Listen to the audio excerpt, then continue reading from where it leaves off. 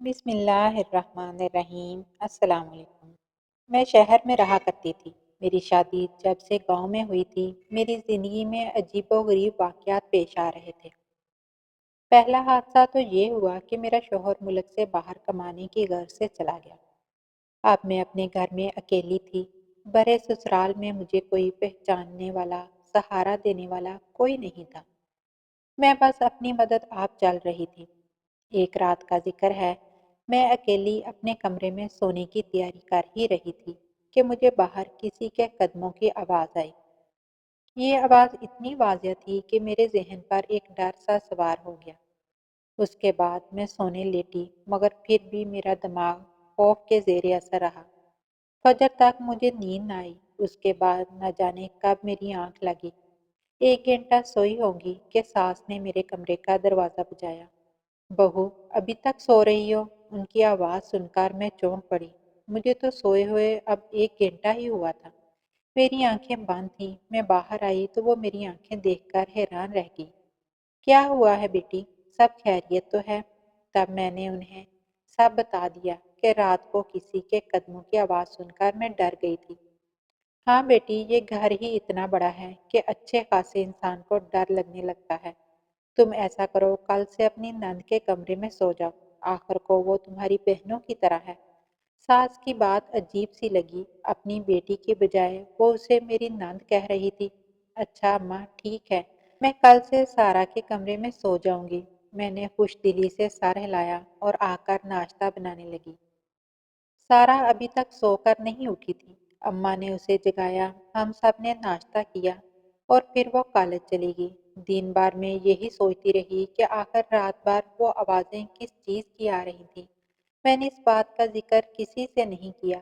شام ہوئی تو میں وہ بات بھول بھال گئی، مگر رات کو سونے سے پہلے مجھے یاد آیا کہ اماں جی نے مجھے سارا کے کمرے میں سونے کا کہا تھا۔ میں نے اس کے کمرے کا دروازہ کھٹکھٹایا۔ اس نے دروازہ کھولا۔ اس کے چہرے پر ناگواری کے آثار تھے۔ کیا ہوا بھابھی، خیریت تو ہے؟ اماں جی نے مجھے کہا تھا کہ میں تمہارے کمرے میں سو جاؤں۔ میں نے سارا سے کہا، بھابھی میں آپ کو اپنے کمرے میں نہیں سونے دے سکتی۔ میں رات دیر تک پڑھتی ہوں، کمرے کی بتی جلتی رہتی ہے، آپ کو نیند نہیں آئے گی۔ سارا کی یہ بات پر میں نے اس کے ہاتھ تھام لیے۔ نہیں سارا، کوئی بات نہیں، مجھے نیند آ جائے گی، میں ہر طرح کے ماحول میں سو لیتی ہوں۔ بس اپنے کمرے میں مجھے ڈر لگتا ہے۔ تم فکر نہ کرو، میں تمہیں ذرا بھی ڈسٹرب نہیں کروں گی۔ میری بات پر سارا نے ایک بار پھر منہ بنایا اور بولی، ٹھیک ہے بھابھی، کل سے آپ میرے کمرے میں سو جائیے گا۔ نہیں سارا، میں آج بھی اپنے کمرے میں نہیں سو سکتی۔ کل رات کو میں نے عجیب سی آوازیں باہر والی راہداری سے سنی تھی۔ اس کے بعد سے میرا من نہیں کر رہا کہ میں اپنے کمرے میں جا کر سوؤں۔ میں وعدہ کرتی ہوں تمہیں کسی بھی قسم کی تکلیف نہیں ہوگی۔ یہ کہہ کر میں اپنے کمرے میں چلی گئی تاکہ اپنا بستر وغیرہ لا کر سارا کے کمرے میں ڈال دوں، لیکن میں کمبل وغیرہ لے کر واپس آئی تو سارا دروازہ بند کر چکی تھی۔ مجھے بہت برا لگا۔ میں اپنے کمرے میں جا کر سو گئی، مگر رات بھر وہی ہوتا رہا۔ عجیب سی آوازوں نے میرا دل دہلا کر رکھ دیا۔ اگلی صبح ساس نے پوچھا تو میں نے وہی شکایت کر دی۔ ان سے کہا کہ سارا نے اپنے کمرے میں مجھے جگہ نہیں دی۔ ساس نے سارا کو ڈانٹ دیا اور بولا، آج سے تم اسے اپنے کمرے میں اپنے ساتھ سلاؤ گی۔ مجھے شکایت نہیں ملنی چاہیے۔ اب سارا کے پاس کوئی بہانہ نہیں تھا۔ رات کو میں نے اس کے کمرے میں جگہ بنا لی اور اپنا کمبل تان کر سو گئی۔ رات کا نہ جانے کون سا پہر تھا کہ سارا کو پیاس لگی۔ اس نے مجھے ہلا کر جگایا اور بولی، بھابھی بات تو سنیں، مجھے بہت پیاس لگ رہی ہے۔ ایسا کریں میرے لیے جا کر پانی کا گلاس لے آئیں، بہت پیاس لگ رہی ہے، طبیعت میں گھٹن محسوس ہو رہی ہے۔ سارا کی بات سن کر میں فوراً گھبرا گئی۔ کیا ہوا سارا، تم نے رات کو کیا کھایا تھا؟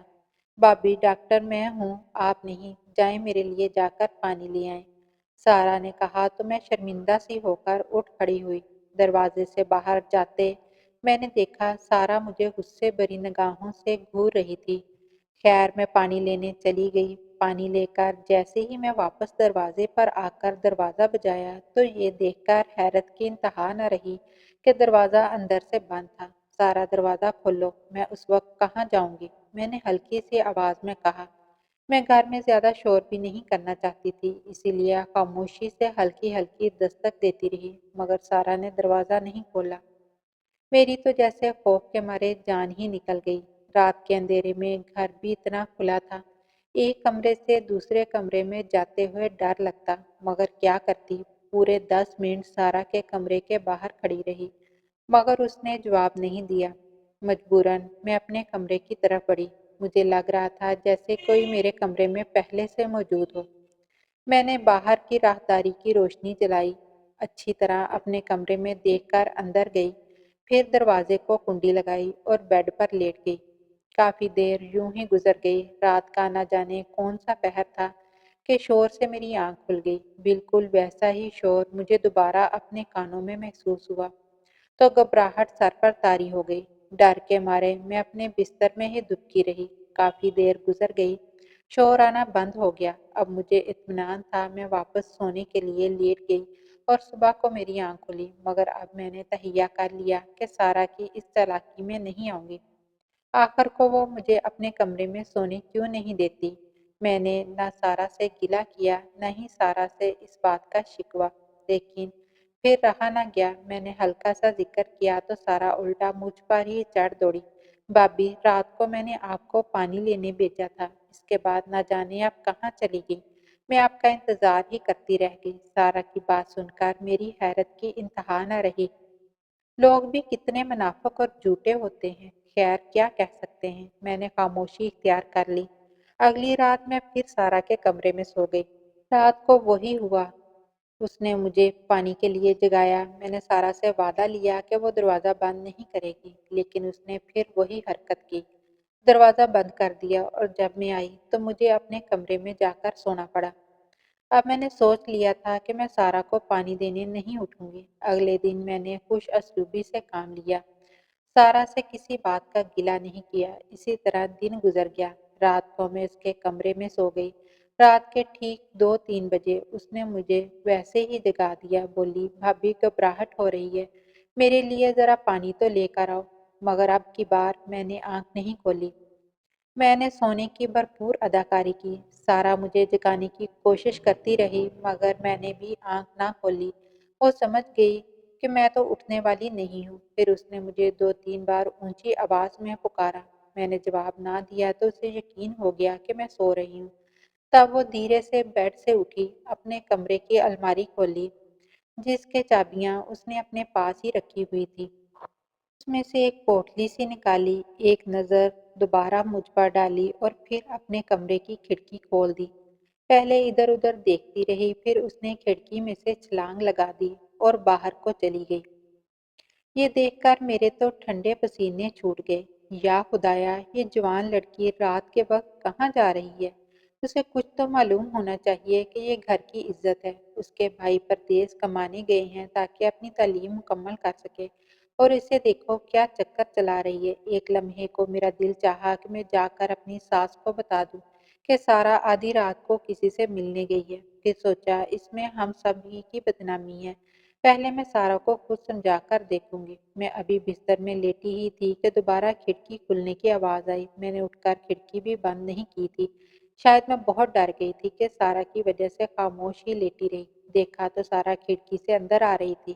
اس نے وہ گٹری ویسے ہی الماری میں بند کی اور پھر چابی اپنے پاس رکھ کر سو گئی۔ میں حیرت سے اسے دیکھتی رہ گئی۔ سارا تو بڑی ہی دیدہ دلیر نکلی تھی۔ اب میری سمجھ میں آیا کہ سارا مجھے رات کو پانی پینے کے بہانے سے کیوں باہر بھیجتی تھی۔ خیر میں چپ ہو گئی، میرے ہاتھ میں ایک سرا تو آ ہی گیا تھا۔ اگلے دن سارا کے کمرے میں سونے سے پہلے میں نے اسے سختی سے منع کر دیا کہ وہ رات کو مجھے جگایا نہ کرے، میری نیند میں خلل پڑتا ہے۔ اگر پانی پینا ہے تو خود جگ میں ڈال کر یہاں رکھ لے۔ بلکہ میں نے خود ہی پانی ڈال کر اس کے ٹیبل کے پاس رکھ دیا۔ تب سارا کے پاس کوئی بہانہ نہیں تھا کہ وہ مجھے جگاتی۔ پھر وہ اپنے بستر سے اٹھی اور الماری میں جھانکنے لگی۔ میں مکمل طور پر الرٹ ہو چکی تھی، میرے کان اس کی آہٹ پر لگے ہوئے تھے۔ اس نے بالکل ویسے ہی کھڑکی کھولی اور باہر کود گئی۔ میں حیرت سے اسے جاتا دیکھتی رہی۔ پھر مجھ سے صبر نہ ہوا، میں بھی دھیرے سے اپنے بیڈ سے اتری اور سارا کی طرح کھڑکی سے کود گئی۔ इस खिड़की की ऊंचाई ज्यादा नहीं थी। ये घर की पिछली तरफ खुलती थी। मेरे पाँव में जूते भी नहीं थे। पाँव में बहुत चुभन हो रही थी। आसपास कांटे और छोटी छोटी चीजें मेरे पाँव में चुभकर इस सफर को तकलीफ दे बना रही थी। मगर सारा तो शायद पहले से इंतजाम करके आई थी, वरना वो इतनी तेज रफ्तारी से न चलती। मैं देख रही थी सारा काफी तेज तेज कदम उठाती आगे की जानब बढ़ रही थी। मैं भी उसके पीछे पीछे गई। अगरचे मुझे डर लग रहा था, मगर फिर मैंने सोचा कि अगर मेरी नंद इतनी बहादुर और दलेर हो सकती है तो मुझे क्या मसला, जबकि मैं तो हक और सच की तलाश में जा रही थी। इस घर की इज्जत बचाना चाहती थी। थोड़ी दूर जाकर सारा ने पीछे मुड़कर देखा, मगर खुदा का शुक्र कि उसकी नजर मुझ पर नहीं पड़ी।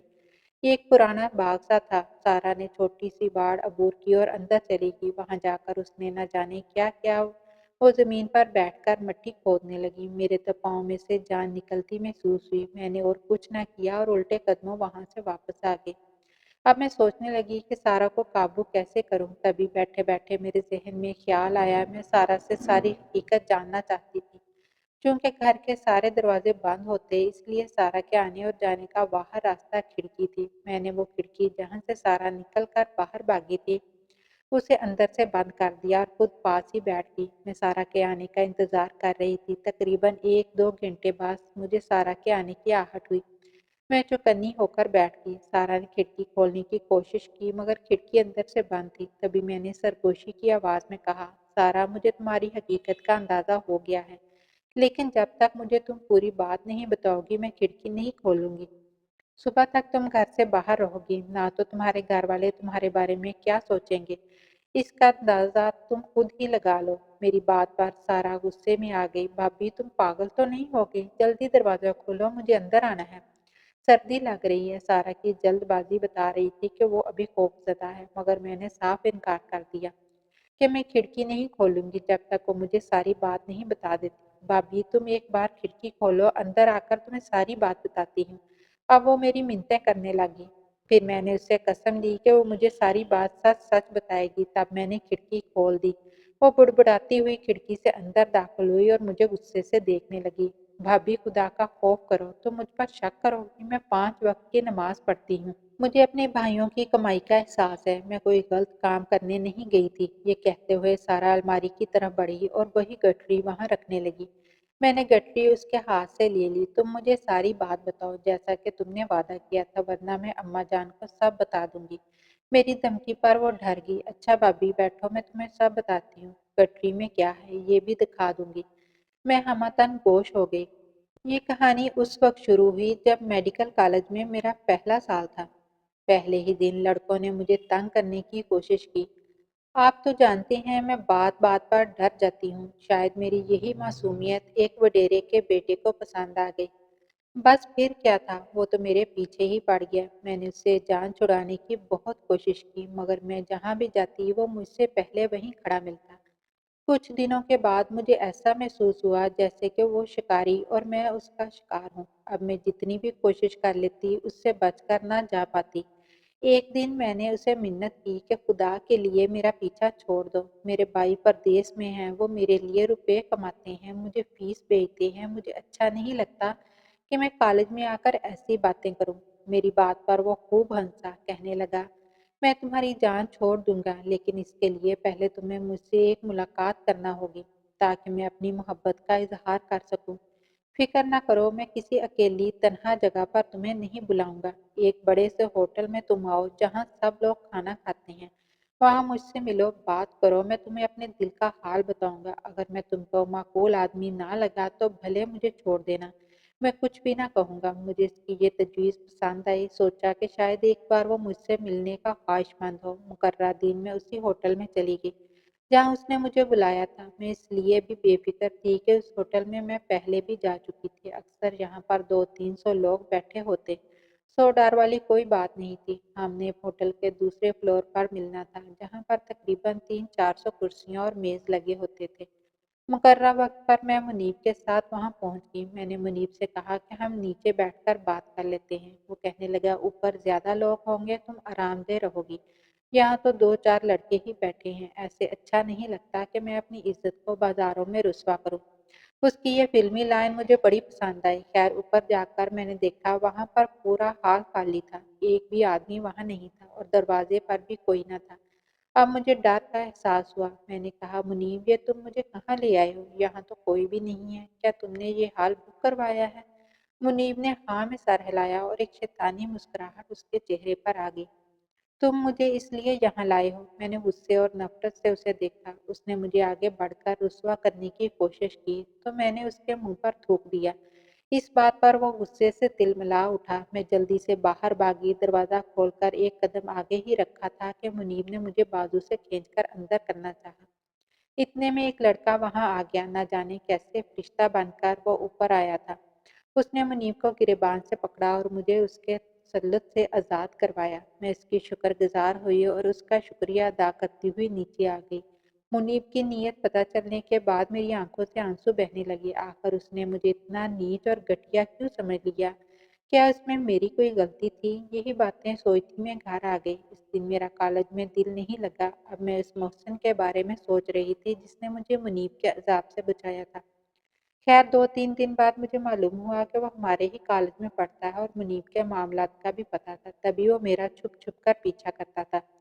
जब ये बात मुझे मालूम हुई तो मैं उसकी बहुत शुक्रगुजार हुई। उसका नाम एहसान था। मैंने उसे मिलकर उसका शुक्रिया अदा किया। मुझे एहसान की ये बात भी पसंद आई कि उसने मिलने पर भी मुझसे इजहार मोहब्बत नहीं किया, खामोशी से मेरा हक अदा कर दिया। खैर इस बात की खबर जल्द ही मुनीब को हो गई। मुनीब असर रसूख वाला लड़का था। उसने अपने असर रसूख को इस्तेमाल करते हुए एहसान को नुकसान पहुंचाना शुरू कर दिया। उसके बस में होता तो वो उसकी जान ले लेता, मगर वह ऐसा नहीं कर सका। जहाँ तक कि हमारा आखिरी साल आ गया।